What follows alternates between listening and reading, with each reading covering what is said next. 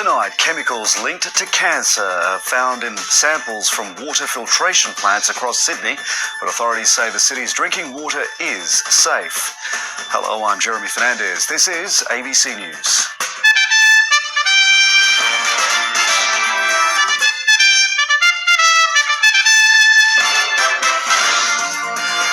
The new Sydney Metro passes its first stress test. An emotional Joe Biden gets a rockstar welcome at the Democratic National Convention. We're in a battle for the very soul of America. And the high-tech footballs that'll help umpires in this year's AFLW season.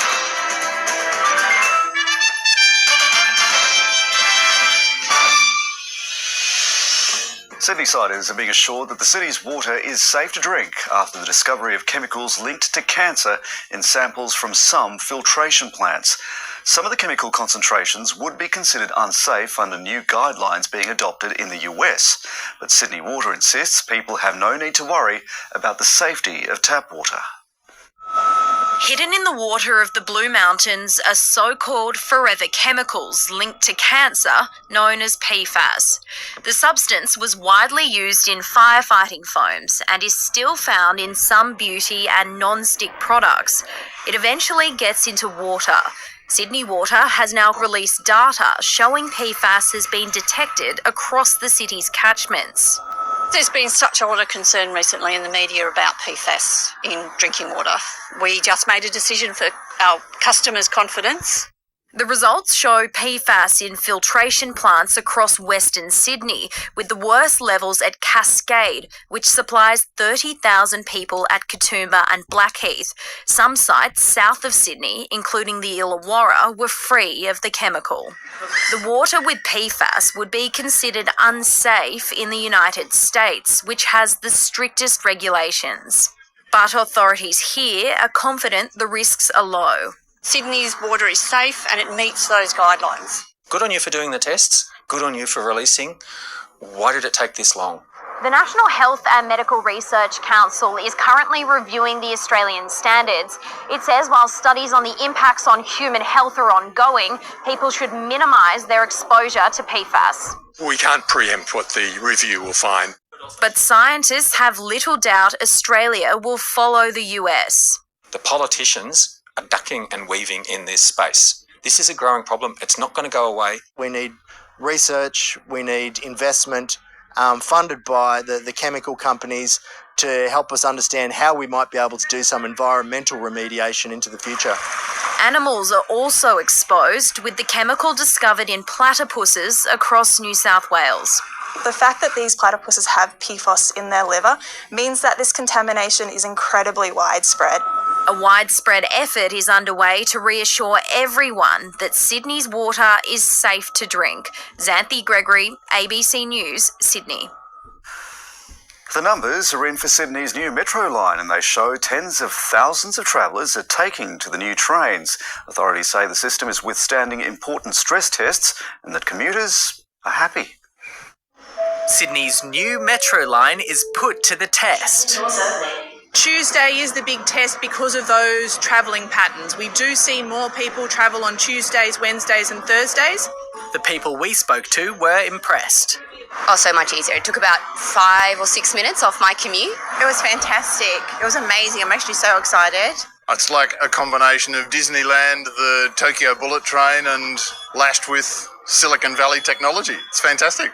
Around 190,000 passengers travelled on 425 metro services yesterday. 40,000 trips were made during the morning peak. That grew dramatically this morning, with 55,000 people jumping on board the new trains. These initial passenger numbers are very encouraging. We are monitoring this service minute by minute, and we hope that more people will try this brand new service. Commuters between Sydenham and Bankstown will soon see their line shut down for a year to be converted to the metro system. The minister says the success of the new line should serve as a light at the end of the tunnel for those travellers. We will begin that conversion period soon, and we want to make sure that we are delivering on the promise for those communities. Authorities say the biggest stress test for the new line is today's evening peak. Central Station is the busiest of the 9 stops, but things here are running smoothly. New businesses in stations like Victoria Cross are also beginning to reap the rewards. It's been crazy, yeah. I think we were expecting it to be crazy with that, all the excitement and anticipation built around the metro. A smooth ride so far for Sydney's newest piece of infrastructure. Sean Turek Goodwin, ABC News, Sydney. Australia and Indonesia are on the brink of signing a new upgraded defence agreement. The incoming Indonesian President Prabowo Subianto and the Prime Minister Anthony Albanese discussed the new pact during official talks in Canberra today. The Defence Minister Richard Marles will visit Jakarta soon to sign the agreement. The federal government says the deal will boost bilateral cooperation and military exercises between the country's defence forces. It will be a vital plank for our two countries to support each other's security, which is vital to both countries, but also to the stability of the region that we share. President Joe Biden has given what may be one of the most important speeches of his career, passing the torch to the Vice President Kamala Harris at the Democratic National Convention in Chicago. After a standing ovation, Mr. Biden urged all Americans to preserve democracy in the face of an increasingly divided United States. Ms. Harris thanked the president for stepping aside in a surprise appearance on the DNC's opening day.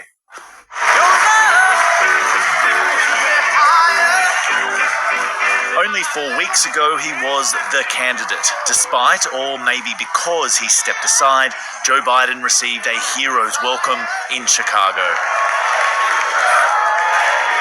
Thank you. He was teary and he was proud.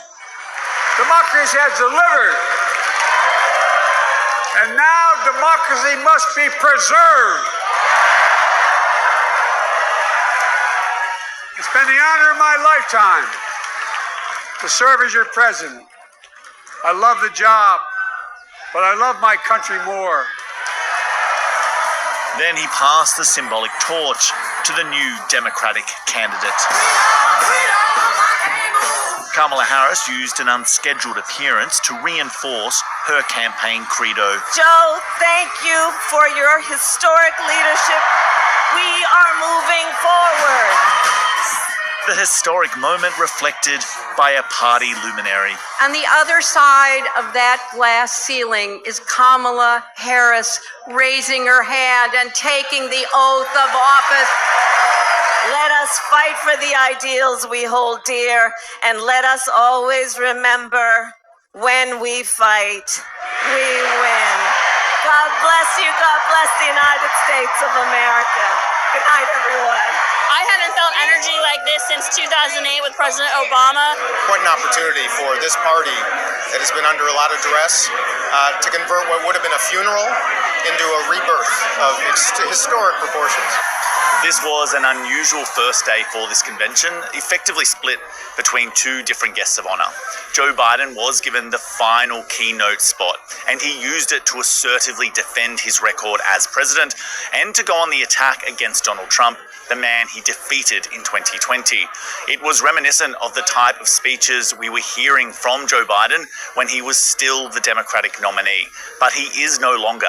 And the party will want to ensure that for the rest of this convention, the focus is firmly on his anointed successor, Vice President Kamala Harris. Carrington Clark, ABC News, Chicago.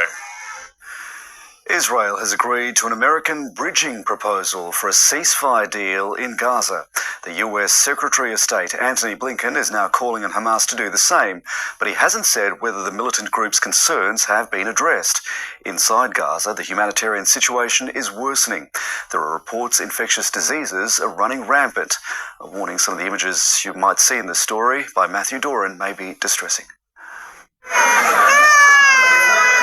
Away from the Israeli bombardment, Palestinians in Gaza are now dealing with a new infectious threat. He had boils as if he is burnt. There were watery boils that explode and spread. Maybe it's a virus. I don't know what the child is suffering from. Desperate parents like Shema are flooding into crowded health centres from camps nearby. The children here are too young to understand how serious their illnesses are, but they know all too well what it is that's made them sick. From the dirty water, they told us. Sewage runs through the streets of Gaza and into the makeshift tents that Palestinians now call home. What should we tell our children? What should we tell them when we wake up in the morning and we find our children drowning in sewage water? Gaza was already dealing with a hepatitis outbreak, more than 40,000 cases known, up from fewer than 100 the year prior. And raw effluent in the height of summer is helping skin diseases to take hold. We have remarkably high numbers and cases, while we suffer from scarcity of medical supplies available, especially for children. Now, at least one case of polio has been confirmed in Gaza, a virus all but eradicated which can cause paralysis in children. There's unbridled joy when clean water is found, but it only comes every 2 days. People are basically have less than 5 liters, access to 5 liters of water a day, which is less than a single toilet flush. Charity Oxfam analysing water and sanitation facilities in Gaza, finding an average of 3 sites have been damaged or destroyed each day of the war, including this one in Rafah, southern Gaza, struck in July. Regardless, whether it is deliberate or it's collateral damage, the damage is done.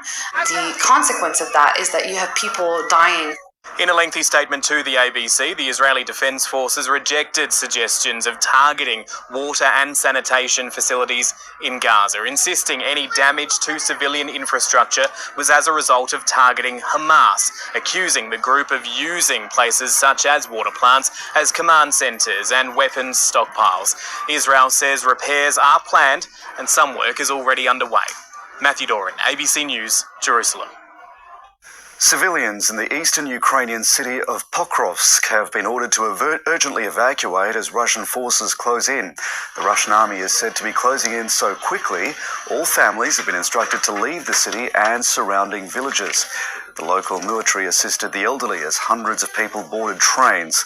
Pokrovsk is a key logistics hub for the entire eastern region. If the city falls into Russian hands, it could compromise Ukraine's defense capabilities, opening the door to more advances by Russia. The British tech magnate Mike Lynch, his teenage daughter and 4 others are missing after a freak storm hit their luxury super yacht in Italy. A possible tornado over the ocean broke the mast of the boat, causing it to sink off the coast of Sicily.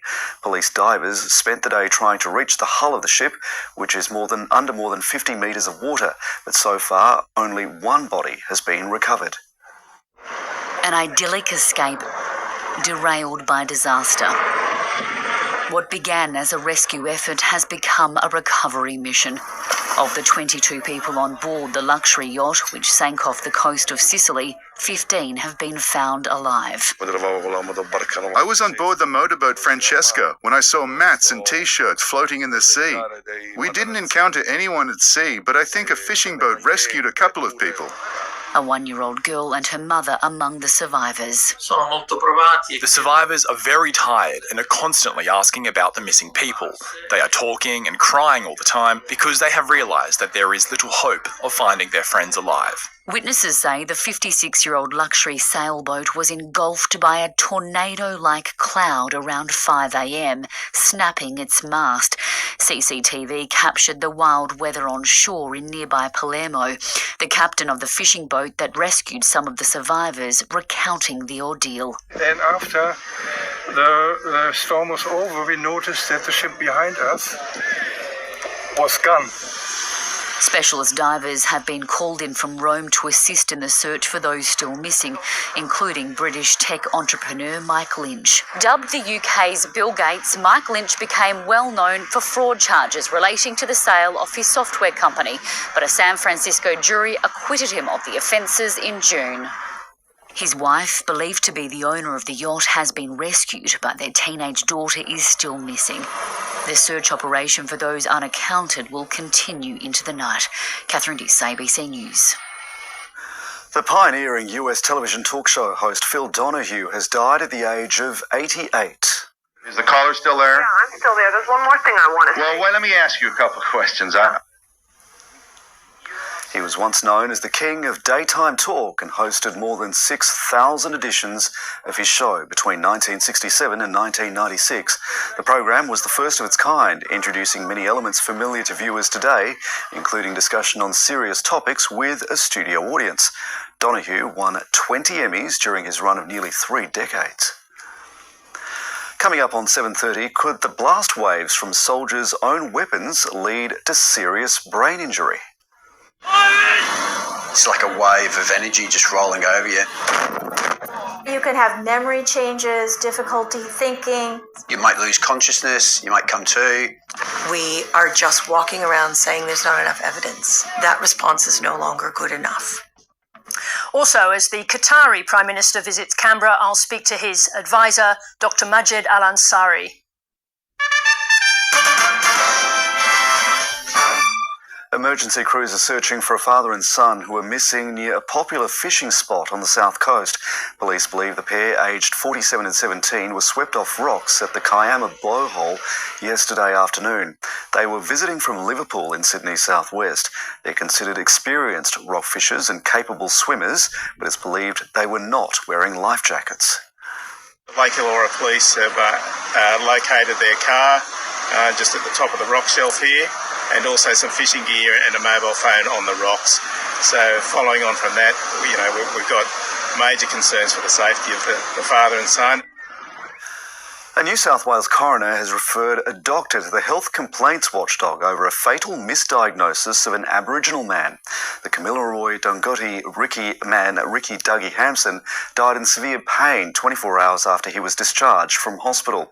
Indigenous Affairs reporter Stephanie Bolchi filed this report. A warning for our Aboriginal and Torres Strait Islander viewers, this story does contain the names and images of deceased persons. They gathered in anticipation, in strength and in pain. A kookaburra sang out. Dougie's father, Rick, says he could feel his son's spirit nearby. Inside, the coroner ruled Dougie's death had been totally unnecessary and preventable. When he presented with severe pain at Dubbo Hospital 3 years ago, he was misdiagnosed as having a drug-related illness and given medication that masked his true condition, perforated ulcers in his stomach. Without ordering any tests, he was discharged and died the next day. It has been 3 years of agony for my family living without our son. Every day has been hell for us. The coroner found Dougie's Aboriginality wasn't shared between the medical professionals who treated him. Inside the court, the Deputy State Coroner, Erin Kennedy, referred the senior treating doctor, Sokol Nusaj, to the Healthcare Complaints Commission. She also recommended sweeping changes to how the Dubbo Hospital trains its staff when dealing with First Nations people. While Dougie's family welcomes the finding, the loss is felt deeply every day. The coroner recommended statewide reform to ensure First Nations patients are identified and cared for properly, although she ruled Dougie's heritage did not play a conscious part in the way he was treated. The Western New South Wales Local Health District apologised to the family and says it will carefully consider the recommendations, adding some changes have already been made. Justice will only be served when an Aboriginal person can walk into a hospital in this country without being scared they might not walk out. Stephanie Bolchi, ABC News. They've been called childcare deserts, vast stretches of Australia where large numbers of families are missing out on childcare places. New research shows nearly 6 million Australians live in these black spots, and it shows too many children are being left behind. Parks, playgrounds and a flood of other young families lured Bianca to this booming new suburb in Melbourne's outer east. Lots and lots of kids in our street alone. There's about 5 babies that were born in the last 12 months. Let's have a little look. What's on the computer? Only after weeks of searching did the teaching assistant realise it was missing one thing: enough childcare spaces to go around. So we were pretty much told up front we wouldn't find a place this year. Nationwide, there are roughly 2 young children per childcare place, but new analysis shows the supply is far from evenly spread. And looking at this area where Bianca lives, what does it tell us about childcare access in her part of Melbourne? So what this shows is that each one of these shapes here, there is about 500 people living in them, and these areas in brown will have lower levels of childcare accessibility compared to neighbouring regions that are in blue. The research reveals disparities across the states. Tasmania and Western Australia have the greatest shortages, with nearly 3 young children for every childcare place. But the city-country divide is even starker. Take parts of Herberton in regional Queensland, where about 50 children compete for a spot. In the metropolitan areas, there's more staff, there's more families in need of childcare, and it means that there's just more provision in those particular areas. While childcare access overall has improved in recent years, these geographical divides have deepened. The federal government hopes subsidies and a wage increase will ease the shortage. For families like Bianca's, it's having a big impact on parent and child alike. I was going to go back to work in term 4, and I've made a call that we're just going to go back to work next year instead. Some of the problems with children missing out on early learning are that they are not as well prepared as other people in their class when they go to school. 1, 2... In the critical first 1,000 days of a child's life. Jesse Thompson, ABC News.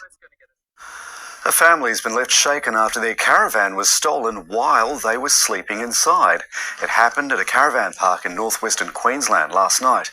A man, a woman and 3 children managed to escape as the thief drove off. No arrests have yet been made. Witnesses say the noise from the theft was so loud it woke them. I realised that the actual jockey wheel was still down, the stabilisers were still down, and people were chasing after it. I'm thinking, oh, that's got to be stolen. Australia's economic prosperity has long been bolstered by China and its insatiable appetite for iron ore. But now the sugar hit is over. The price of the steel-making ingredient has lost a quarter of its value since January. Our biggest trading partner is in the middle of a very different housing crisis, with its biggest property developers on the verge of collapse, along with dreams of home ownership for many Chinese citizens. Well, it's really the oversupply of property in China, and that's reducing the demand for Australian iron ore. China's weak economic recovery is also worrying the Reserve Bank governor. They still have a very big drag from the problems in their real estate sector there. Last year, Australia shipped $136 billion worth of iron ore overseas, with most of that going to China.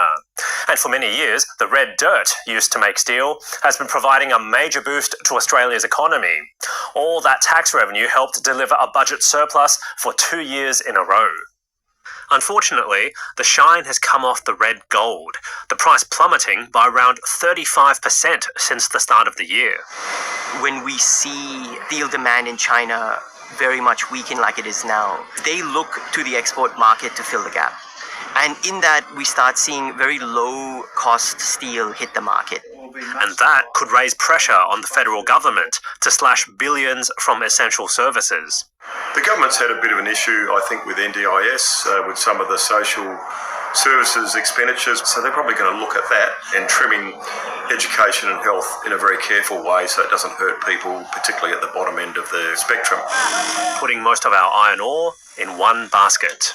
David Chow, ABC News. To finance now, the local share market extended its winning streak to 8 consecutive days today. Here's Alan Kohler. Well, it's certainly not iron ore that's driving the Aussie dollar higher. It's the different demeanours of the Reserve Bank of Australia and the Federal Reserve of the United States. Neither has actually moved interest rates yet, but the Fed is talking soft and preparing to cut rates, while the RBA is still talking tough, including in today's minutes of the previous meeting, which said that information received since the last meeting had reinforced the need to remain vigilant, and that monetary policy will need to be sufficiently restrictive until members are confident that inflation is moving towards the target range. As a result, the Australian currency went above 67 US cents for the first time in a month and is expected to keep rising to 75 US cents by the end of next year. Meanwhile, the share market can't stop going up either. Today's rise of 0.2% was due mainly to mining stocks bouncing back from yesterday's falls and gains by tech stocks and retailers. The winning streak of 8 consecutive rises is rarefied air. It happens about once a year.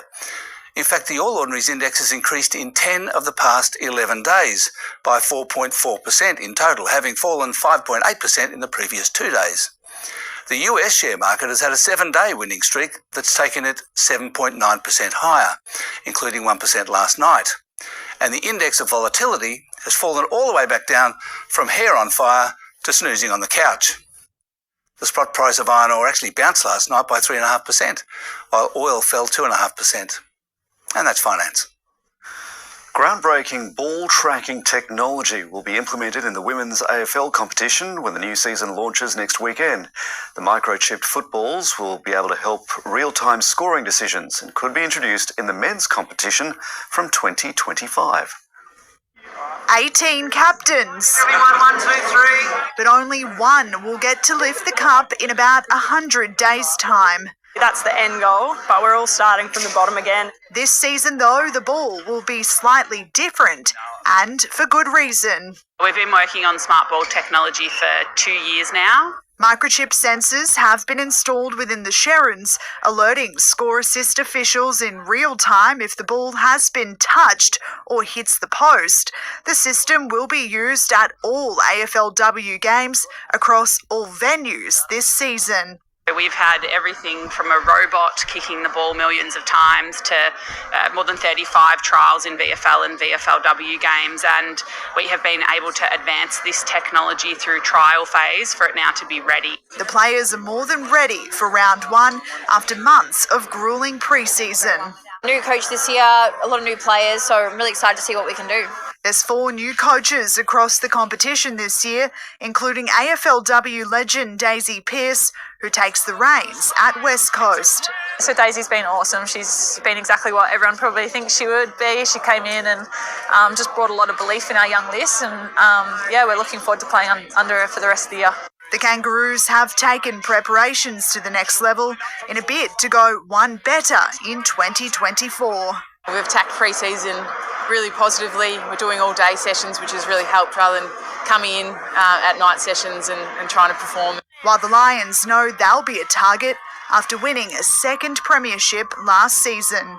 We're lucky enough to have had that privilege before, but yeah, it definitely doesn't make things any easier, and people are going to be after you. Jessica Stewart, ABC News. Let's take a look at the weather now, and Tom, you've got new detailed climate forecasts for New South Wales. Jeremy, the New South Wales government has released new projections based off future emissions. Now, the updated data models 2 greenhouse gas scenarios and their respective impact on our weather, including the expected number of additional days per year exceeding 35 degrees compared to the baseline average from 1990 to 2009. Under the low emission scenario, which is net zero after 2050, Sydney can expect an extra 4 days per year above 35 by late this century. Under a high emission scenario, that number jumps to 11 days per year. For Western Sydney, a reduction in emissions will hold additional 35-degree days to 9, while high emissions will lift that number to around 25. And for Western New South Wales, the number of hot days per year soars by as much as 70. Last night's minimum at Observatory Hill was just above 10 degrees. That was 1 above average. Most of the west dipped to 7 or 8 before sunshine and northerly winds lifted the high to 22 in the city. That was 4 above. The west climbed to 23 and Wollongong 20. Statewide minimums were as much as 7 above the average in the far west under cloud, including 13 in Broken Hill. The maximums today were as much as 10 degrees above the average in the west. White Cliffs reached 30. That's the warmest temperature recorded in the state so far this winter. On the satellite, well, a band of cloud is crossing the south with a weak trough, but rain totals have been patchy at best. On the chart tomorrow, that trough will move offshore. However, westerly winds will still bring some showers to the south. Now, around the country, mild with showers for the southeast capitals, while unseasonable heat builds across the interior. 33 in Alice Springs is 10 above their August average. For the northeast, the odd shower overnight, then mostly sunny and warm. Gusty winds early across the Hunter, and highs will climb to 25 degrees in Lismore and 27 degrees in Port Macquarie. For the southeast, the odd shower and storm overnight, then mostly sunny tomorrow for the coast and the central ranges. A high chance of showers, though, for the western snowy mountains, falling in snow above 1,700 metres. To the west, back to dry weather tomorrow for most regions, with slightly cooler westerly winds. Still showers, though, in the south, mostly below Wagga Wagga. On the waters, strong winds for the entire coastline, and the seas will climb up to 3 metres. Now for Sydney, the odd shower overnight, clearing to a mostly sunny day. Warm north to northwesterly winds with both minimums and maximums well above average. 15 to 25 in the city. The warmest day since April, top of 23 in Wollongong, 25 for Gosford and Parramatta, and 26 in Richmond. The sun will rise at 6:26 and ahead, mostly cloudy Thursday, 22, mostly sunny Friday, 21 to 22. Medium chance of showers on Saturday, but still 22 to 23, ahead of even warmer weather Sunday and Monday. Jeremy? Tom, thank you. Here's Sarah Ferguson with 7:30.